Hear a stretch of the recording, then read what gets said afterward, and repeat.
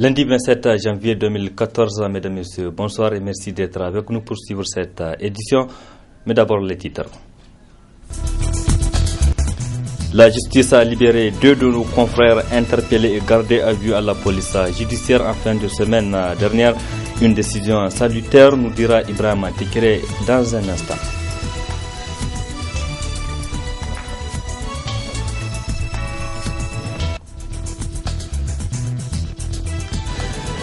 Fini la division entre les membres du syndicat national des contractuels de l'enseignement secondaire SINASES. Les deux ailes en conflit se sont réconciliées sous la médiation du coordinateur de la CNCE.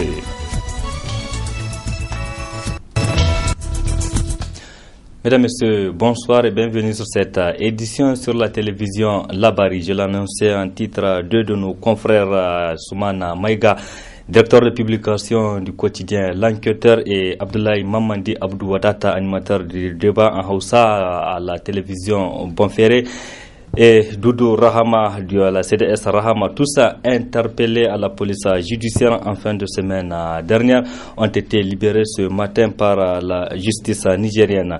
Une décision tombée à la grande satisfaction des concernés et de leurs proches. N'est-ce pas, Ibrahim Tekere? Après quelques heures d'attente, c'est la délivrance. Le procureur général ordonne la libération de nos 2 confrères, Soumana Idriss Semega, directeur de publication du seul quotidien privé L'Enquêteur, Abdoulaye Maman, journaliste du groupe Bonferré, et Doudou Rahama, un militant de la CDS Rama. Après 72 heures de garde à vue dans les locaux de la police judiciaire, Soumana Idriss Semega, le moral haut, salue la décision du juge. Il y a quelques jours, donc on avait été convoqué par la PJ suite à la publication d'un article qui est paru dans le numéro du vendredi 17 du quotidien L'Enquêteur. L'article était intitulé Congrès chaud de Lumala. Et en fait, c'est que les phrases qui étaient intitulées, c'était 2 bouts de phrases dans lesquelles on avait dit que le régime n'avait pas... Les militants les plus hargnés de Lumala pensaient que le régime n'avait pas plus d'1 an à régner. Effectivement, on avait conclu en disant que l'homme propose, Dieu dispose. Donc suite à cela, nous avons été convoqués à la PJ et poursuivis sous le chef d'inculpation de complot contre la sûreté de l'État et recel de malfaiteurs. Donc moi je fais remarquer que c'est quand même inédit, le chef d'inculpation, parce que c'est la première fois en tout cas que un comploteur est venu se dénoncer dans son journal pour dire qu'il est en train de comploter. Et par le passé, moi j'ai vu toutes sortes de comploteurs. J'ai vu des comploteurs idéalistes, révolutionnaires, cruels, fanatiques. En tout cas, c'est la première fois que j'entends un comploteur venir se dénoncer, en tout cas aussi stupide, pour dire que je suis en train de faire un complot qui n'existe pas. Donc le procureur nous a entendus ce matin. Et il estime en tout cas que pour l'instant il n'y a pas matière à poursuite et qu'au moment venu ils vont investiguer et qu'au moment venu s'il y a lieu de nous entendre, il va nous entendre. Donc on est dans cette situation pour l'instant. Tout comme le directeur de publication de L'Enquêteur, Abdoulaye Maman du groupe Bonferré a retrouvé sa liberté. Un de ses collègues de service a remercié tous ceux qui, de près ou de loin, ont apporté leur encouragement. Je dis merci à tous ceux qui nous ont soutenus depuis le début de cette dure épreuve. En termes de preuves, ça n'a vraiment été une, parce que nous avons été complètement surpris par l'interpellation de notre confrère Abdoulaye Maman dit Abdou Wadata. C'est vrai qu'entre-temps, l'autre confrère, donc le directeur de publication du journal L'Enquêteur, était déjà entre les mains de la police judiciaire. Donc, quand bien même, Soumana Idrissa était là-bas, nous on était surpris qu'un second journaliste, notamment Abdoulaye Maman, se retrouve là-bas.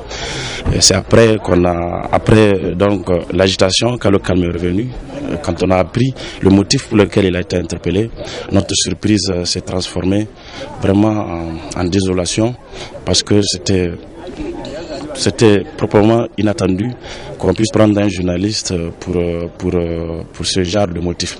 Mais enfin, aujourd'hui, tout ça est derrière nous, quand nous l'espérons. C'est que le sentiment que nous avons aujourd'hui, c'est un sentiment de fierté. Un sentiment de fierté vis-à-vis de la justice qui a fait son travail. Un sentiment de fierté également vis-à-vis de la confrérie, en tout cas pour tous ceux qui nous ont aidés, pour la solidarité et l'amitié et la camaraderie profonde qu'ils nous ont témoigné depuis le début de cette dure épreuve. Soumana Idriss Mega, directeur de publication de l'enquêteur Abdoulaye Maman de la télévision Bonferré et Doudou Rahama du parti CDS Rahama ont rejoint leur famille après avoir passé quelques jours dans les locaux de la PJ. Un feuilleton qui est arrivé à son terme à la grande satisfaction de tous. Et puis cette libération de nos confrères a été saluée par l'acteur de la société civile nigérienne El Haja Mustafa Kadi, que je vous propose de suivre. Je crois que l'ensemble des acteurs ici présents doivent être satisfaits de la décision du juge qui a consisté à moins de 2 heures d'audition de libérer ces 3 acteurs arrêtés depuis, pour certains, 2-3 jours et pour d'autres depuis 4 jours. Donc cela nous rassure et nous donne espoir. Parce qu'un État comme le nôtre aujourd'hui n'a pas besoin d'arrêter des journalistes, ni des acteurs de la société civile, ni des acteurs politiques pour leur opinion. Je crois qu'on a déjà dépassé cette ligne.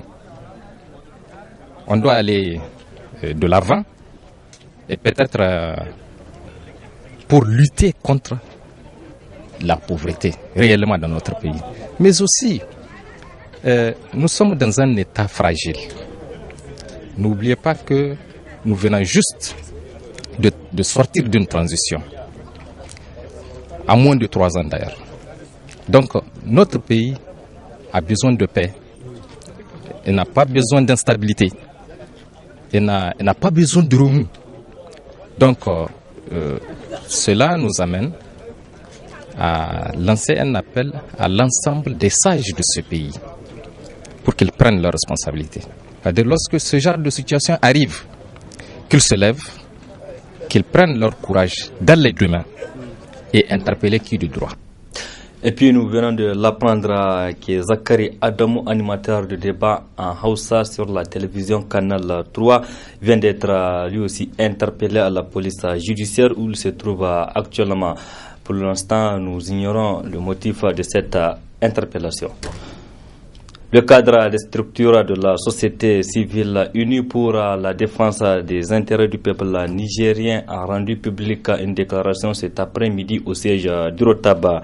Dans celle-ci, les organisations de la société civile fustigent la violation des droits et libertés des citoyens, mais aussi saluent la libération des personnes interpellées, des journalistes et un homme politique. Cette déclaration des structures de la société civile unie pour défendre les intérêts du Niger intervient quelques heures seulement après la libération de 2 de nos confrères, Soumana Maïga, directeur de publication du quotidien L'Enquêteur, et Abdoulaye Maman, journaliste animateur du débat en Hausa à la télévision Bonferré, mais aussi de Doudou Rahama du parti CDS Rahama, tous interpellés à la police judiciaire en fin de semaine passée. Le cadre des structures de la société civile constate la multiplication des violations de droits et libertés des citoyens en général et la liberté de la presse en particulier. C'est pourquoi il s'indigne de voir les autorités de la 7e République stigmatiser et poursuivre des citoyens pour avoir exercé la liberté d'expression chèrement acquise à l'occasion de la conférence nationale souveraine du Niger, dont certaines personnalités de l'actuel gouvernement en étaient des véritables animateurs. Dénonce et condamne la violation de la Constitution du 25 novembre 2010 qui reconnaît à toute personne le droit à la liberté de pensée, d'opinion, d'expression et de manifestation, et de l'ordonnance numéro 2010-35 du 4 juin 2010 portant régime de la liberté de presse au Niger qui a dépénalisé le délit par voie de presse. Rappelle au président de la République son serment coranique dans lequel il a juré solennellement de respecter et défendre les droits et libertés des citoyens, de ne prendre ni cautionner aucune mesure avilissante pour la dignité humaine. Rappelle toujours au président de la République, garant de l'unité nationale et du respect de la Constitution, l'engagement qu'il a pris de n'emprisonner aucun journaliste dans l'exercice de ses fonctions durant son mandat lors de la signature de la déclaration de la montagne de la Table.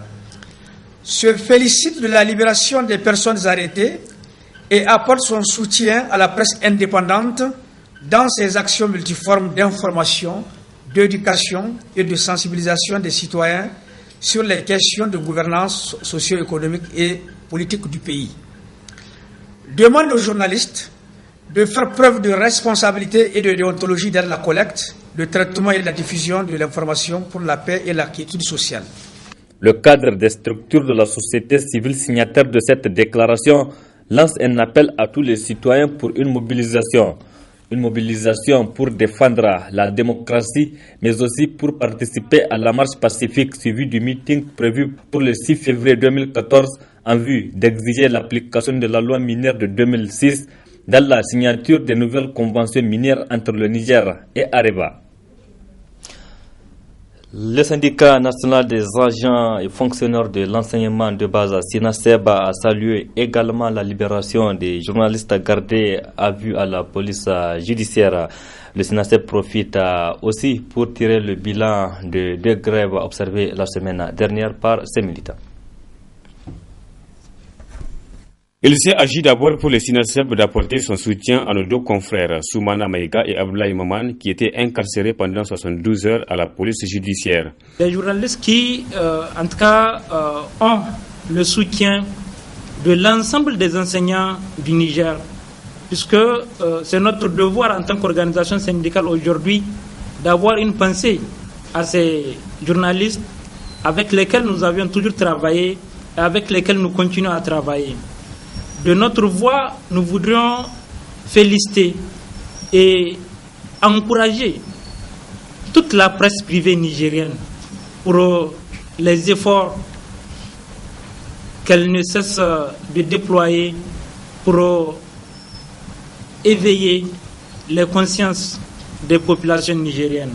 Dressant le bilan de sa grève de 48 heures observée les jeudis et vendredis derniers, le syndicat national des contractuels de l'enseignement de base s'est dit satisfait de ce mouvement et annonce un autre débrayage de grande envergure.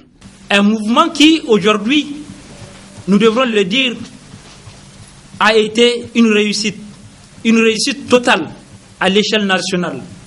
Et c'est le lieu pour nous aujourd'hui de féliciter l'ensemble des enseignantes et enseignants qui ont, en tout cas, malgré les différentes menaces des administrateurs, malgré les instructions données par le pouvoir, les camarades ont quand même tenu. Et la preuve, lors de leur visite sur le terrain, ils ont constaté effectivement que le mot d'ordre a été largement suivi. On doit s'en féliciter. Et nous devrons le dire que cela n'est qu'un avertissement à l'endroit du pouvoir. Nous avions voulu qu'effectivement que l'année 2014 puisse être une année d'éducation, mais face à certaines dérives et face à certaines provocations, nous n'entendons pas nous laisser piétiner. C'est le lieu également d'informer nos militantes et militants que le CEPRAS, lors de sa dernière réunion, a décidé solennellement que le mouvement ne puisse plus être un mouvement de SINASEB, mais que dorénavant, c'est le CEPRAS qui regorge à son sein plus de 32 syndicats qui va engager un mouvement les jours à venir. Au vu de la situation d'incertitude qui plane dans le secteur éducatif, le deuxième trimestre de l'année scolaire 2013-2014 risque de connaître des perturbations. Cette brève, je l'annonçais tout à l'heure, nous venons donc de l'apprendre que Zakari Adamou, animateur de débat en Hausa sur la télévision Canal 3, vient d'être interpellé à la police judiciaire où il se trouve actuellement. Pour l'instant, nous ignorons donc le motif de cette interpellation. Déclaration ce matin du syndicat national des contractuels de l'enseignement secondaire SINASES. Objectif annoncé à l'opinion publique, l'unification du SINASES qui était resté divisé pendant près de 2 ans. Biba Dangorongo. Ce 27 janvier 2014 est désormais une date historique pour les militantes et militants du syndicat national des contractuels de l'enseignement du secondaire. Elle marque l'unification du SINASES qui est resté divisé pendant environ 2 ans.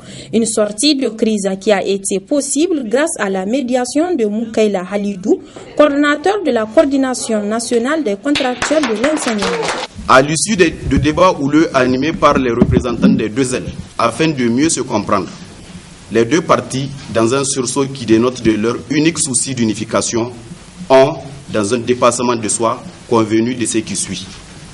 1. Le report du congrès du SINASES initialement prévu pour le 1er février 2014. 2. La mise en place d'un comité préparatoire conjoint du congrès du SINASES pour le 10 février 2014 à Niamey.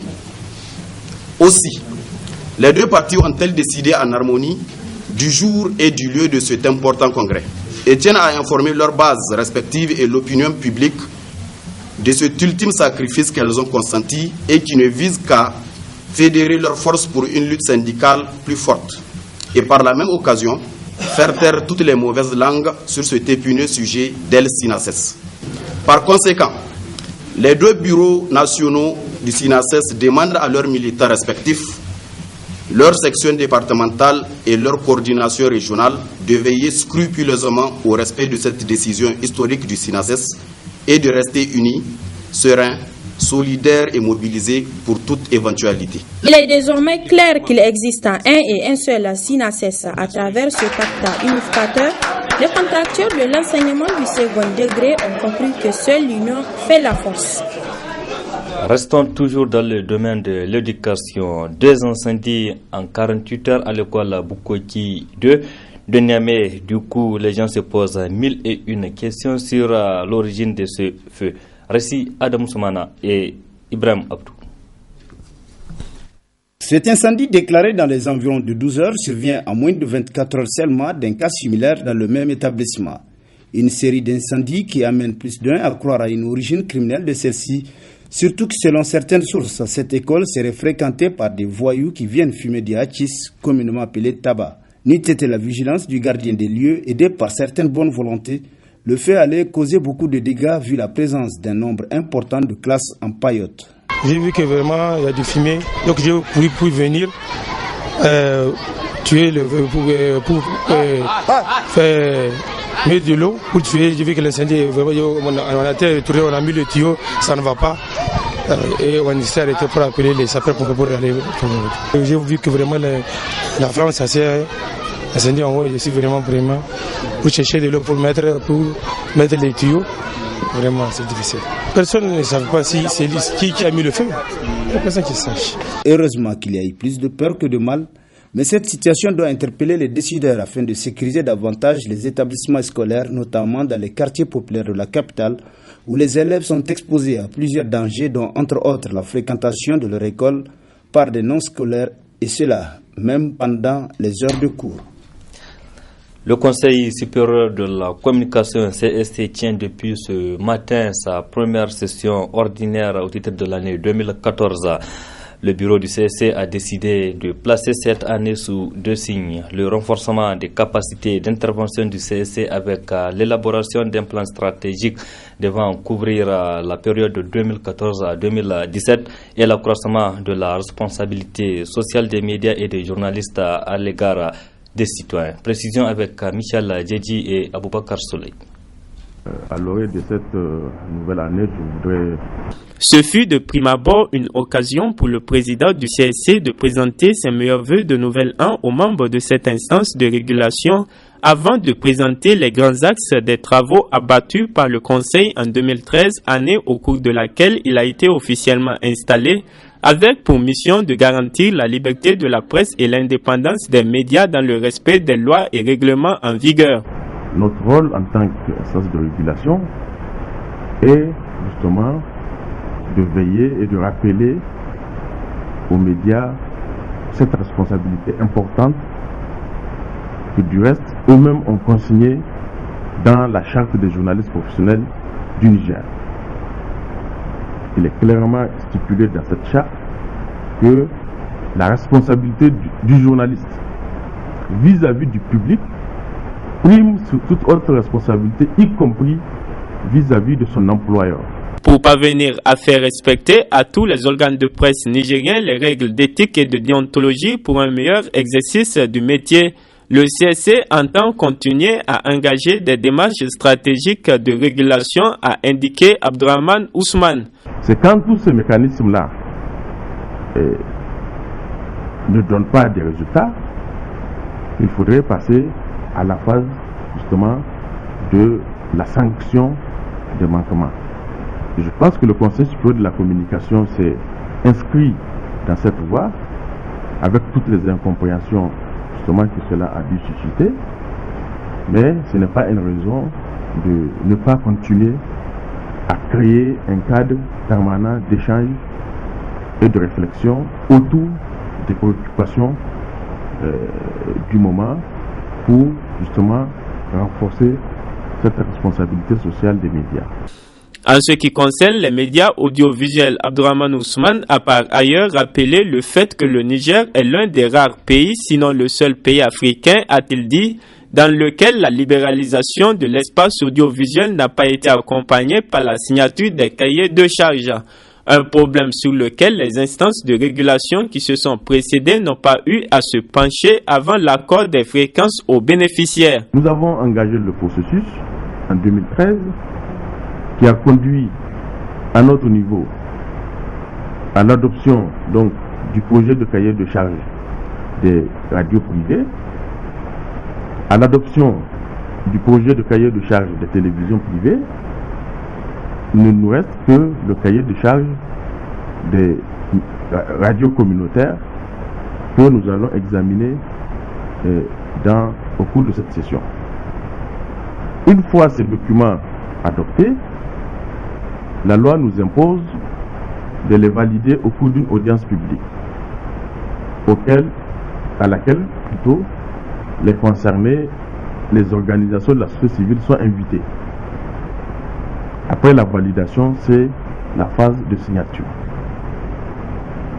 Je pense que nous n'avons pas d'autre choix que d'aller à grands pas vers la signature des cahiers de charges comme élément important de la responsabilisation des médias audiovisuels. Chacun saura sur quoi il s'est engagé et par conséquent, il y veillera davantage à s'y conformer. Et en cas de manquement, l'instance de régulation a les moyens et les raisons de prendre les sanctions qui s'imposent.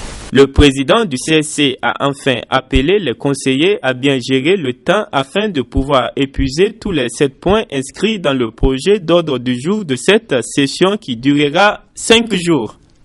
Voilà, c'est la fin de cette édition. Merci à vous qui l'avez suivi et restez en compagnie du programme de la télévision Labari. À toutes et à tous, excellente nuit, au revoir.